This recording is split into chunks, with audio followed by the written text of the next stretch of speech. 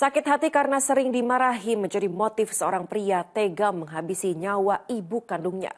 Guna menghilangkan jejak, tersangka membuat skenario sang bunda mengakhiri hidup dengan menyayat tangannya.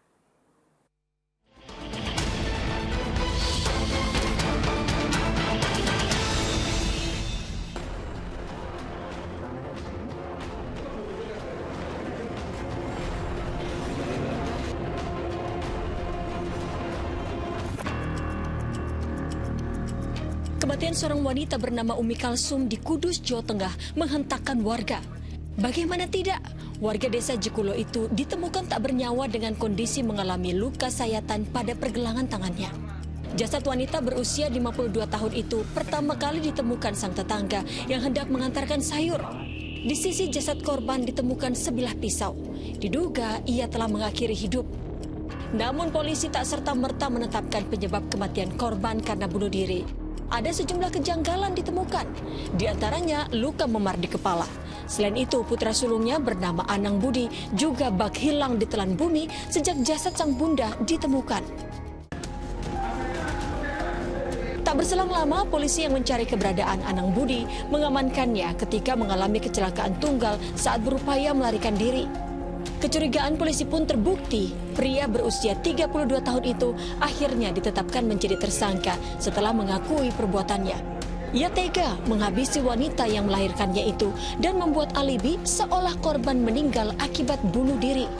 Apalnya bisa ketahuan atau bagaimana? Laporan dari laporan dari tetangga. Saat ini Alibi. Polisi yang mendalami motif pembunuhan sadis itu menemukan fakta mencengangkan. Tersangka menghabisi nyawa sang bunda hanya karena sering merasa disalahkan hingga kerap terlibat cekcok dengan korban. Puncak kekesalannya dilampiaskan pada malam kejadian. Keduanya kembali adu mulut hingga tersangka yang emosi lalu menganiaya dengan membabi buta hingga korban tewas. Guna menghilangkan jejak, tersangka lalu menyayat pergelangan tangan korban hingga seolah-olah kematiannya akibat bunuh diri. Nah, begitu melihat korban sudah tidak sadarkan diri, dipeganglah tujuh tadinya. Ternyata masih ada, diambil pisau, disayat. Penyebab tewasnya korban dipastikan oleh polisi akibat kehabisan oksigen saat dicekik tersangka. Suasana duka pun menyelimuti rumah Umi Kalsum. Anak bungsu korban yang sekaligus adik pelaku mengungkap pertengkaran antara keduanya memang kerap terjadi. Pasalnya tersangka sering marah jika ibunya tak memberi uang. Padahal ada dugaan uang itu kerap dipakai untuk berjudi dan mabuk-mabukan. kalau kakak sendiri itu bagaimana sih mas? Kakak mas? Ya, itulah Pak orangnya. Gimana? Memang suka judi. Orangnya suka judi. Kalau ya dikasih, kalau nggak dikasih uang ya marah-marah. Malang nasib Umi Kalsum yang telah berjuang menafkahi kedua anaknya sepeninggal sang suami, namun justru tewas di tangan putra sulungnya.